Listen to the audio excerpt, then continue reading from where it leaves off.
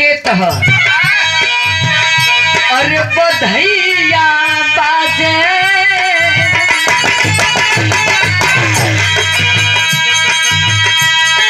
बधैया बाजे नंद द्वारे बधैया बाजे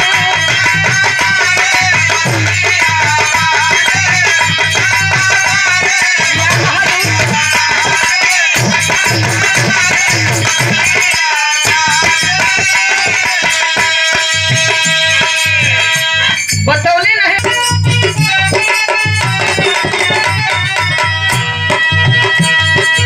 समया हरिश्चंद्र काशी में आए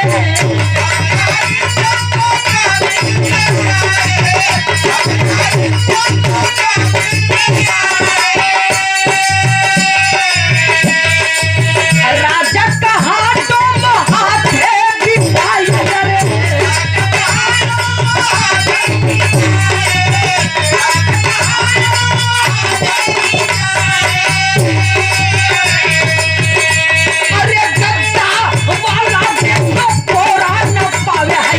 समैया सबके सबके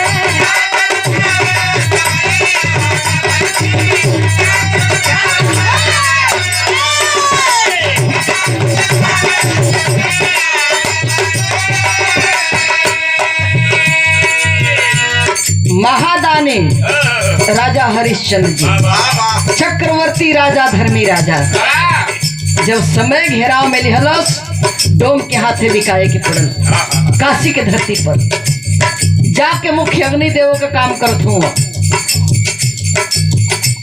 बेटा रोहित के सर्प काट रहलस जौनाबाद के दुनिया जाने ले तारामती बिका गईली गद्दा वाला देखा पोरा ना पावे है समैया सबके जब उनके ना छोड़लो तो हम और आप काहे जा कौना चीज पर मैं बा न दही पर मैं बा न बेटी बेटा पर मैं बा ना तो धन दौलत में मैं बा मत करा कबो ना कोटी पर मत जा संतोष करा जौन मिलल हम मेहनत से परिश्रम से कमाला खाला प्रेम बाटला हो मनुष्य का मतलब होला प्रेम बाटल प्रेम से रहल यह इना की केकर हड़प ले केकर मार ले का लेके जइबा ए भैया बाबू लोग का लेके जइबा जैसे आइल बड़ा लोग कहेला का लेके आइल बड़ा का लेके जइबा संगीता कहेली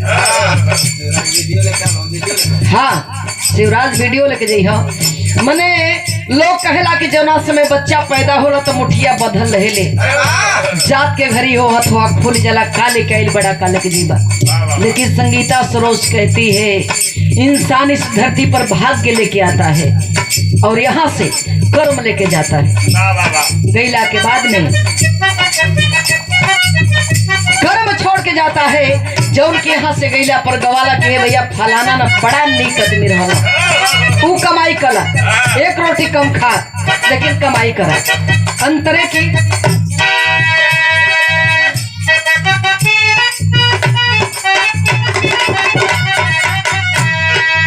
अंतरे की दूसरी लाइन गौर करेंगे क्या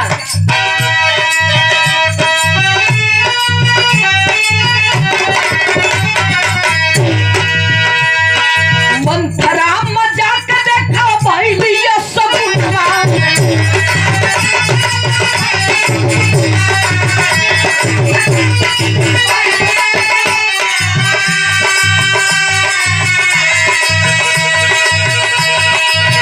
मंथरा का एगो छोटी सी बात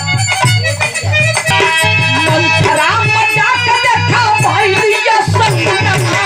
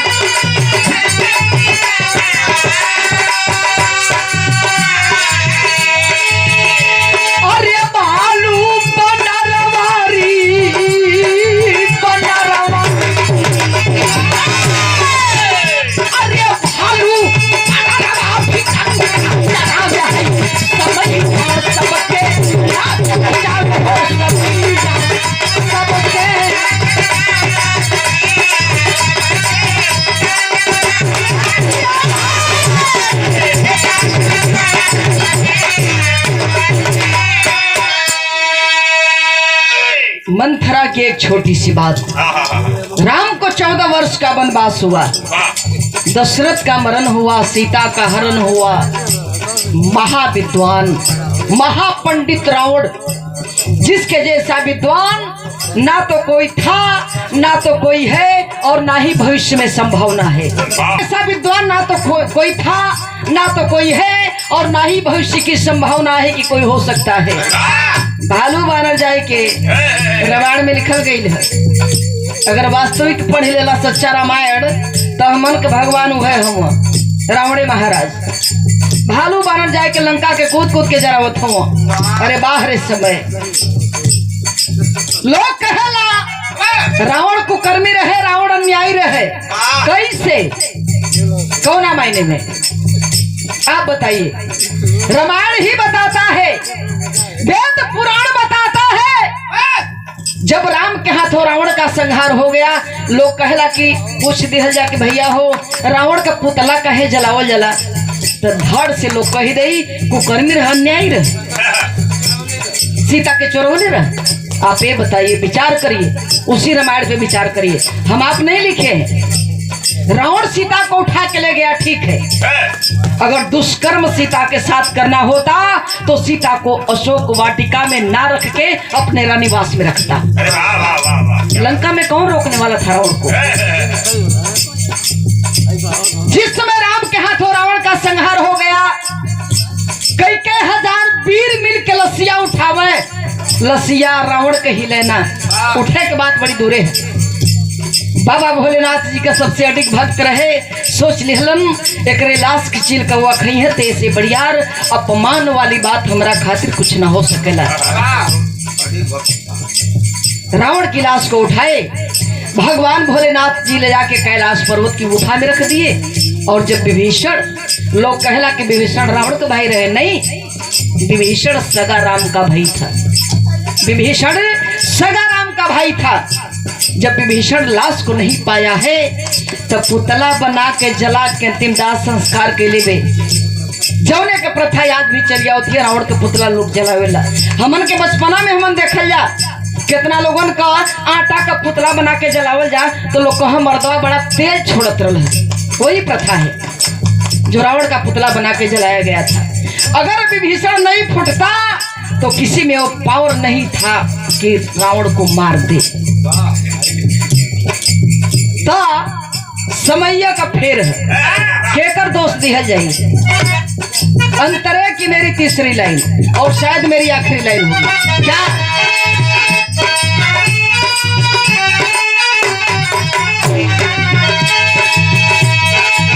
मारा पहेलिया कन्हैया को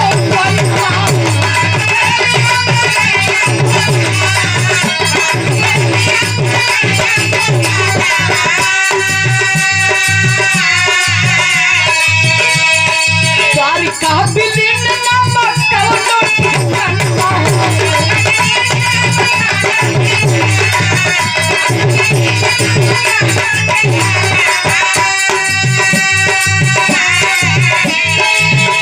अरे गाथा सुखदेव परीक्षित सुनावे गए सबके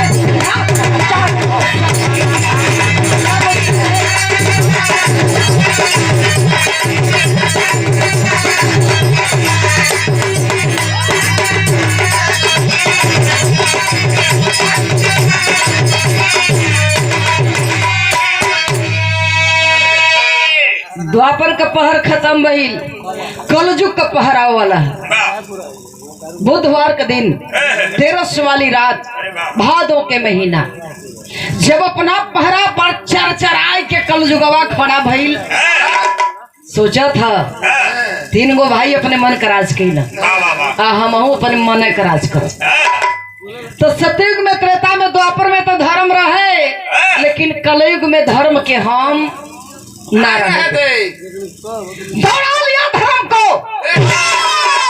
धर्म बेचारा बैल के भेष बना के भागत हुआ, अब पीछे से धरती भागत ही। गाय का भेष बना के आगे से धर्म, पीछे से धरती, बहेलिया का रूप बना के दौड़ो ले जात बा। कलयुग का प्रथम राजा, कलयुग के प्रथम राजा जिनका नाम परीक्षित बताया गया। परीक्षित रास्ते में मिल गए। देखत हूँ गैया बैला भागत हो, बहेलिया दौड़ावत हो, अगर बीच में ना पड़ो तो मार दे। गाय बैल को पीछे करके राजा सामने खड़े हो गए। बोले तुम कौन हो? खड़ा हो जाओ वरना बाण से वेध कर दूंगा। कल जुगवा कहलस के राजा हमारा चक्कर में काहे पड़त हुआ? सामने से कौन हो तुम? कलश के हम कलजुग है। क्यों दौड़ा रहे हो? पहला वो धर्म हुआ, हमरे राज में धर्म ना रही। गौ माता से पूछना तो केहू कलियम धरती मैया। राजा परीक्षित पूछे कि तो धर्म को हटा रहा है, आप क्यों भाग रही हैं? धरती बोलती है राजन, इस कलयुग में मात्र 1 रुपए में 54 पैसा धर्म है। जौना के हिसाब से हम टिकल बानी, धर्म ना रही तो हम ना रह। राजा परीक्षित कलयुग से सवाल कर दिए, अगर तुमको कहीं जगह दे दी जाए तो? कलयुगवा कर तब तुम छोड़ी दे। राजा जगह दे लगलो, चोरी में, पाप में, हत्या में, बलात्कार में। कहे कि प्रभु ये राजन जितना गड़बड़ जगह बा मैं देता हुआ। राजा कहे जाओ 2 जगह है और तुम्हारा वास होगा, सोना में, सुहाग में। और एक कलयुग उस सोने में तुम्हारा वास होगा जिस सोने में से किसी को दान न दिया जा सके। कल छोड़ दा, हमारा काम हो गए। तो कलयुग का वो परिभाषा है, जेकरे संगे नेकी करबा वह तुहार बदी करे के तैयार रही। ये कलयुग का परिभाषा। राजा सोने का मुकुट लगावे, परीक्षित मुकुटवा बड़ा सिद्धि से बनेला, उमें से कोई के दान न दियाला। सबसे पहले जाके प्रवेश किया राजा के मुकुट में। राजा की बुद्धि भटकने लगी, निकल गए शिकार खेलने। आज जब बीच जंगल में राजा पहुंचे हैं, मायावी प्यास लगल राजा के, छटपटात हो, पानी के तलाश करत हो। कुछ दूर पर एगो झोपड़ी दिखाई देहलस, सोचत हो वहां चलो शायद पानी पीने की व्यवस्था हो। राजा पहुंचे, लोटा है, डोर है, कुआं है। राजा वहां पहुंचल, इनकर पियसी मर गई। लो मसऋषि बगलिया में बैठ के तपस्या करत बाड़ा। बगलिया में लड़का 3-4 गो खेलत हमें, सर्प मार के फेंकले रहे। राजा परीक्षित वो तो भ्रमित किया है कलयुग। सर्पवा उठाए और लौमस ऋषि के गले में लपेट के चल दिया। प्यास खत्म। उनकर बेटवा श्रृंगी ऋषि नदी के किनारे तपस्या करत हो। लइकवा कुल भागल गई ना, लइकवा कुल भागल गई ना। जाके कहला क्या रे, एगो सर्प मार के फेंकले रली है जा। एगो आदमी आयल है ना, राजा जैसा लगत रहा, उठा के तुम्हारा बाबू के गले में लपेट दे रस। श्रृंगी ऋषि न सोचे न समझे, जल उठाए और शाप दे दिए। कहे दुष्ट तुम जो भी हो, मेरे बाप के साथ में तुम इतने नीच हरकत किए हो, मैं तुमको शाप देता हूं कि वही सर्प आज के 7वें दिन तुमको तक्षक का रूप लेके काटेगा। श्रृंगी ऋषि तो शाप दे दिए। पिताजी के पास में आए, ध्यान में हुए। लोमस ऋषि आँख खोले, बेटा क्या बात है? पिताजी अपने गले में देखिए क्या है। देखे लोमस ऋषि, बेटा ये क्या? बोले बेटा जो भी, बोले पिताजी जो भी ऐसा किया है हमने उसको शाप दे दिया है। इस सर्पवा आज के 7वें दिन उनके तक्षक को रूप लेके काट ले। ए बाबू, लोमस ऋषि अंतर ध्यान होके देखे देखे तो राजा परीक्षित बोले कि बेटा तूने तो अनर्थ कर दिया रे, वो तो राजा है और अपने मन से सब नहीं हुआ है। और तो कहा जाता है कि कमान से निकली तीर और जुबान से निकली बात कभी वापस नहीं आती। खबर भेजो राजा परीक्षित के यहाँ, कह राजन जो सर्प आप हमारे गले में लपेट के गए थे, मेरा बेटा आपको शाप दे चुका है। यही सर्प आज के 7वें दिन आपको तक्षक का रूप लेके काटेगा। तो राजन अपने बचाव के लिए अपनी महल को पानी में बनवा लीजिए। हड़बड़ तड़बड़ में राजा परीक्षित अपना महल के पानी में बनवा लिया। नहीं बाबू, ठीक 7वें दिन तक्षक चलल है काटे, अब वैद धनवंतर चलल हो बचावे। खबर मिलल है धनवंतर जी के, चले बचाने। जंगल है, मुलाकात हो गई। तक्षक सवाल कर दिया, वैद्य जी कहाँ जा रहे हैं? वैद्य जी पूछ रहे हैं तुम कहाँ जा रहे हो? तक्षक कहा कि मैं तो जा रहा हूँ राजा परीक्षित को काटने के लिए। वैद्य जी कहे कि मैं जा रहा हूँ बचाने के लिए। बोला ऐसी बात है? बोले हाँ ऐसी बात है। कलश की हम काटो तो तू बचा ले बा? कला हाँ बचा ले। जंगल के माहौल समझो, वो हरा भरा पेड़ बा। कल आवत हमार तुहारे आजमाइश हो जा, परीक्षा हो जा। हरा भरा पेड़ को जाके तक्षक कचकचा के जब तवा से पकड़ ले बा, त छकवा भी इतना विष बा पेड़वा धाए दे झुरा गई, झुर्री मार देहलस। कलश के वैद्य जी पेड़वा के हरा भरा कर देबा ना तो मान ले कि हम राजा के काटब तो तू मरे ना देबा। प्रमाण मिलला वैद्य धनवंतर के नजरिया में इतना शक्ति रहे जहां तक छकवा कटले बा नजरिया गड़ा के वैद्य जी तकला बिसिया जर गेल पेड़वा हरा भरा। कहा कि मान गया मैं राजा को काटूंगा तो आप मरने नहीं देंगे। चला है वहां से छकवा के तनी रेस तेज भइल बा, तेजी में जात हो। पीछे पीछे वैद्य धनवंतर बुढ़ाई की बेरा बा। आज जब कुछ दूर गई फासला जब हो गई दूरी जब बनल बा छल को गई सोने का बंगुड़ी बन के रस्तवा में पड़ गई त छकवा पड़ल बे। वैद्य जी वहां पहुंचलो सोचत बाने बुढ़ाई के बेरा है कि ले बुढ़ाई में काम देई आ जेहर के टेढ़ बा ओहरे के त छकवा के मुहवा है। वैद्य जी सोने का बंगुड़िया उठा के कन्हिया में टांग ले ना आ टांगत देरी ना वैद्य जी के पिठिए में काट ले हलस। ना तो वैद्य जी का नजर पीछे जाई और ना वैद्य जी का अंत हुआ। उसके बाद में तमाम सारी कहानियां हुई है बाबू। आज जब वैद्य जी मर गई ना पहुंचल बा मलिनिया फूल तोड़त है चढ़ावे खाती राजा के महलिया में लेके जाए खाती जो पनिया में बनल बा। भौरा के भेष बना के डलिया में बैठल और धीरे धीरे जब नीचे गई तापर रूप ले लेलस और जब मलिनिया लेके पहुंचल फूल चढ़ावे बदे राजा परीक्षित सोचत हो फुलवा उठा के चढ़ाई काट ले लंगोरिया में मोर गिल कहाँ कहाँ जाइबा कैसे बचबा। वास्तव में जब आ जाई तो मेरी गीत की अंतिम लाइन क्या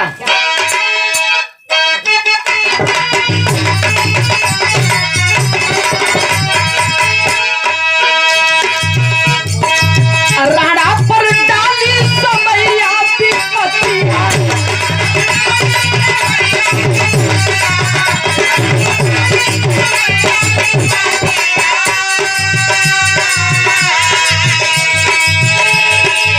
बेटा या बेटी खाएगा सुवाली रोटियां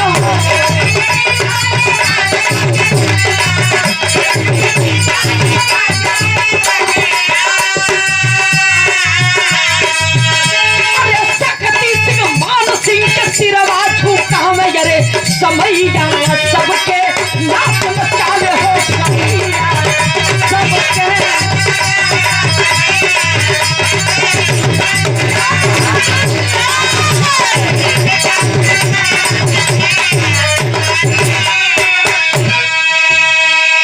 राणा पर डाली समैया विपत्तिया बेटा बेटी खाए घास वाली रोटियां। समय के चलते मान सिंह जैसन गद्दार के सामने शक्ति सिंह जैसन वीर के सर नवावे के पड़ल ओकरे कदम में झुके के पड़ल रहल। ते बाबू यही लिए कहत है आजा लाइन पर कैसे हरदम चलेला समैया का चक्कर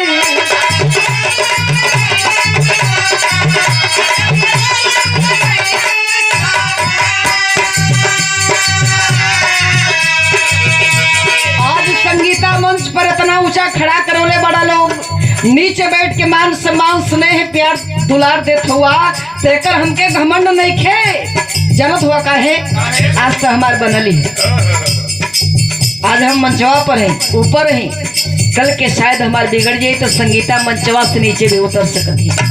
ये लिए मैं ना घमंड नहीं बा टोटल आशीर्वाद आप लोग बा प्रमुख कृपा है दूसर हम कुछ ना बने तो हरदम चलेला समैया का चक्कर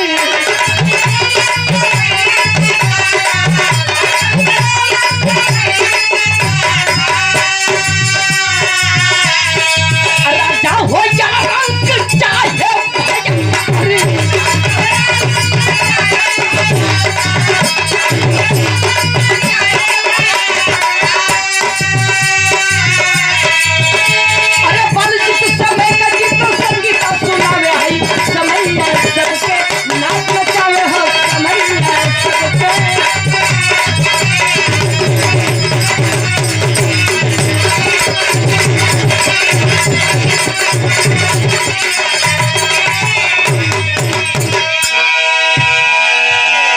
जहिया माता जी के